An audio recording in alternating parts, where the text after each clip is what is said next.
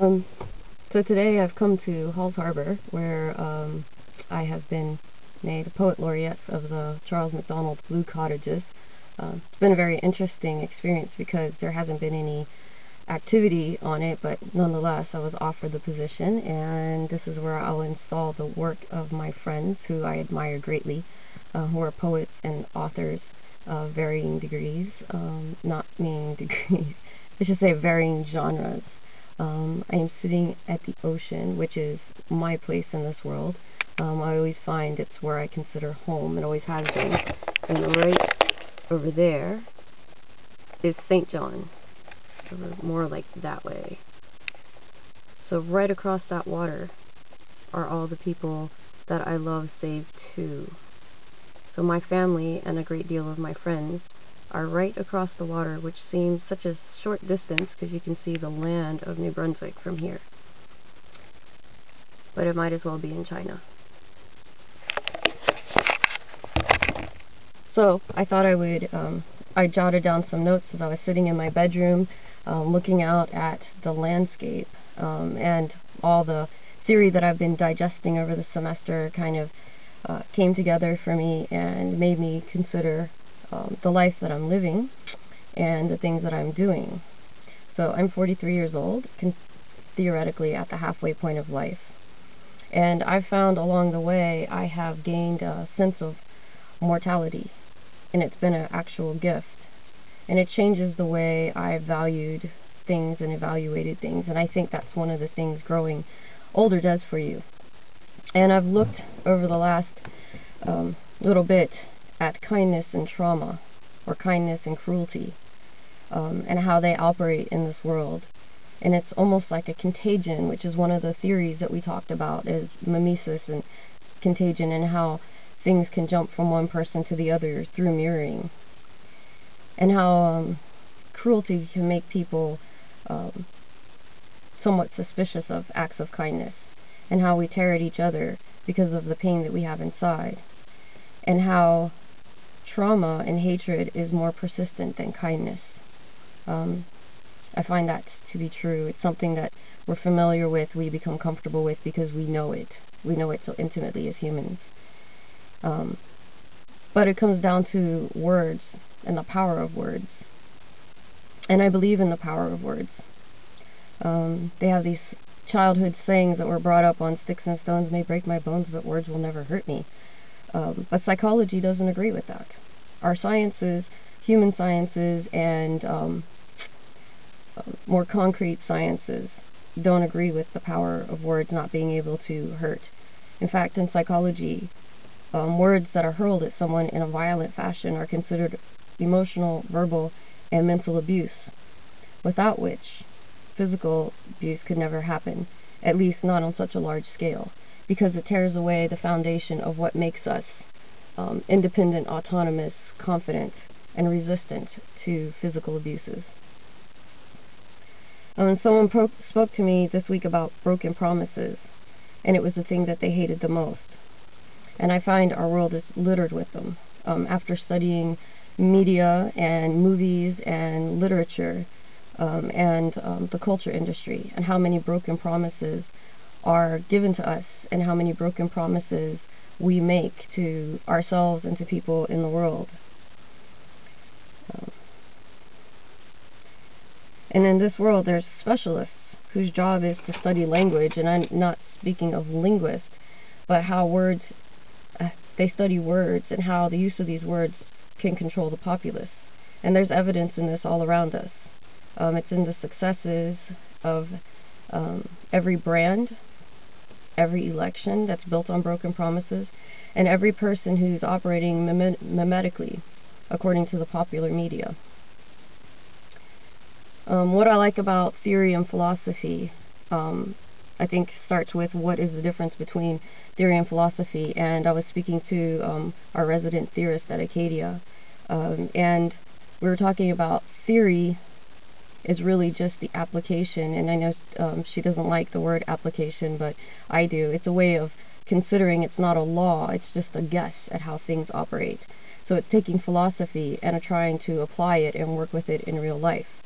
but the bottom line is it does come down to philosophy. And I believe it's Socrates who said that a life that isn't questioned, well, he said examined, but I would add to that questioned and challenged, is not a life worth living. And I think of all the thought we put into some things, usually purchases, and how careless we are in other areas. So purchases and careers get a great deal of our attention, but then we're very careless about the people in our lives and the way we treat ourselves. And I would argue this kind of reflects and shows and exposes what our priorities in life are. But at death, I wonder, will those things really matter? And then the individual, that the individual then isn't it. And really, it comes down to karma, which I think is just a matter of choices and consequences. So that we surround ourselves with people and things based on choices and priorities and values, and they're temporal, they're changing, they're shifting, and it's only, and it isn't any wonder then, I think, when we reflect on that, when our priorities and our values change, and others in our life don't, or their values and priorities change, or we come back full circle to actually realizing that the priorities and the broken promises we've made to ourselves and built a life on isn't us.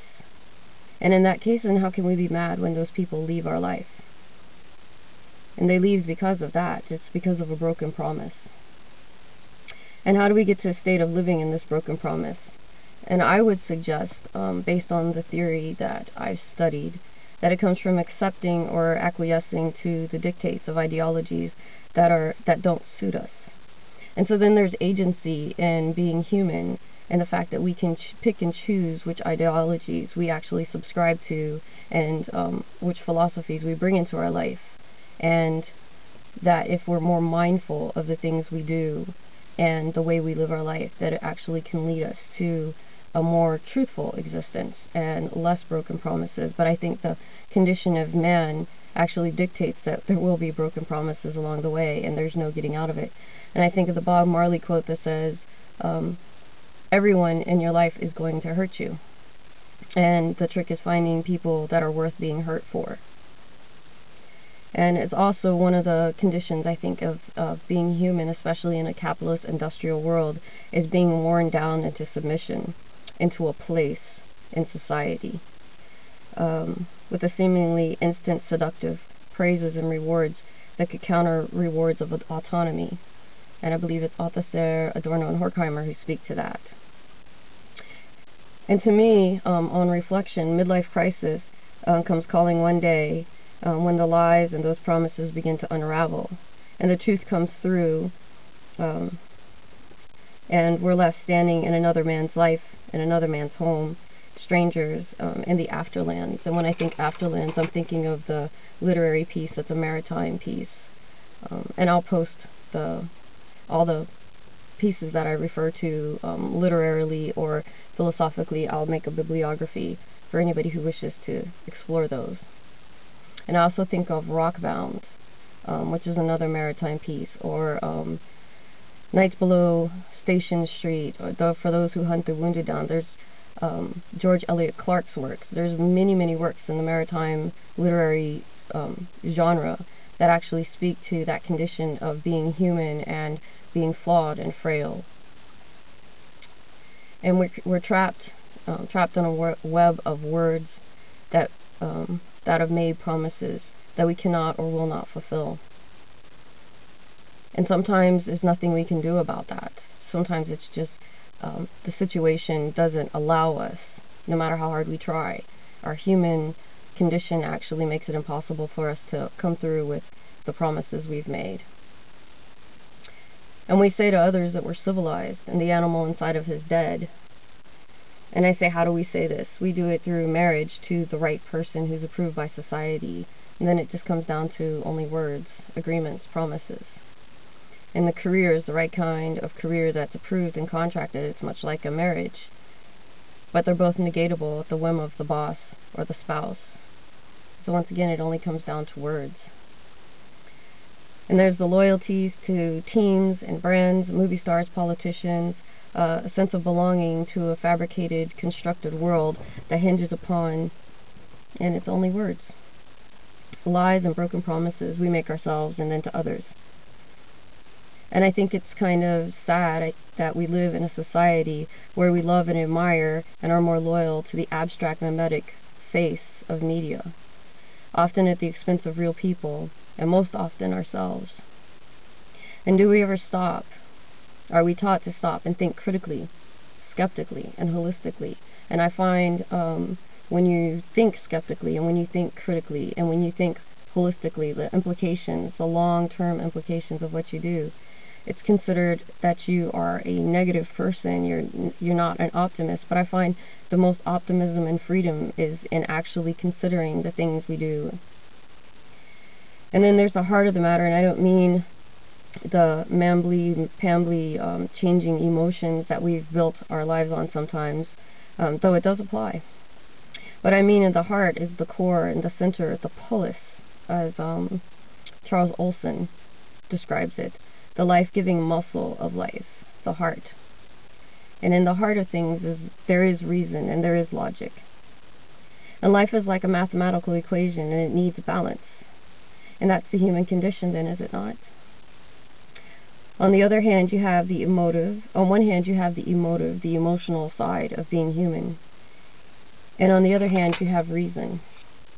And neither one can be allowed to outweigh the other, because that is what leads to broken promises. Starting at point zero, and that's the self, that center, that polis that Olson talks about. And what can theory, or also known as philosophy, offer? It's no silver bullet, I assure you.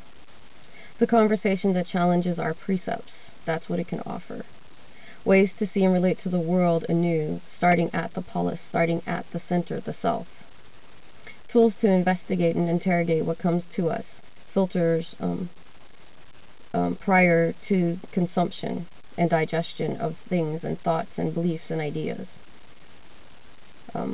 Philosophy can offer a sense of grounding because the romance is kind of ripped away. There's no one philosophy. There is no one answer. And in life, there is no one right way to anything. Everything shifts and changes like a ship at sea of our society. And we long for the firmness of land when we ought to grow sea legs that offer balance and the ability to function even in the stormiest seas man can bear, to find balance. But there's no escaping that inevitable storm that will sweep us overboard and drown us. We are all humans after all, mere mortals. There is no sterile, clean, sanitized act in being human. But how beautiful, dynamic, and grotesque it is. The primordial existence within ourselves that teems beneath the surface of self. It's the sublimity of man. I read a quote once at a writer's group that went something like this: "A man who knows the strength of his legs will not be afraid where they will take him." And I thought, that's it in a nutshell then, isn't it? What it means to be a man, man being human, or human, of course. And doesn't that then show the beauty and the balance between emotion and reason? And I suppose that is what I found philosophy does. It teaches one to think critically, reasonably, when studied honestly. It opens beliefs to challenge that equal change or fortification, ethics, understanding. For all intents and purposes, it offers sea legs. The pain comes in sifting through the collage of broken promises and reconciling oneself to the real. That is ours to touch and partake of. We cannot touch on or often even glimpse, much less understand the real of those whose lives we do not touch on. We can only understand the shared, the overlap, the fold, which can occur through language. Words both written and spoken, body language and mimesis. The internal gesticulation aimed at the external world. The proximity and the tongue it is spoken in will decide the success of that communication. Philosophy, critical thinking, and reason soothe the emotions. That broiling sea fraught with broken promises that circle like sharks. In the past, I've been accused of a certain arrogance. Nothing can be further from the truth. What I am is acutely aware of my transience, my mortality, my fallibility, and my frailty. I am a man who knows the strength of his legs, so I do not fear where they will take me. I only fear that they will one day not take me. I only know my strength because I know my weakness. I know my frailties. I know my flaws.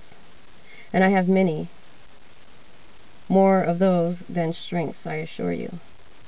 But I have learned to be gracious to myself, and to offer what I have and accept the strength of others reciprocally. Philosophy has taught me over the years to be humble but confident. And that's not a bad thing. I am confident I will make mistakes. Nothing can be surer. And I will shed and be shed over and over again, like a bad habit. It's inescapable. Transience, this is what we have. And the sea one day will swallow you and me and everyone. Every single one of us will drown. And perhaps the greatest gift at this moment, which we are always and only in this moment, is knowing when we are swept away by our mortality, as we are sinking beyond the noisy, chaotic surface where life exists, to the depths, where the current that creates life above resides. Perhaps the greatest and only gift we will be the peace and comfort of a life well lived, worth having lived, upon final examination. Mortality will not find us lacking. That is what philosophy offers me: balance and painful, honest peace.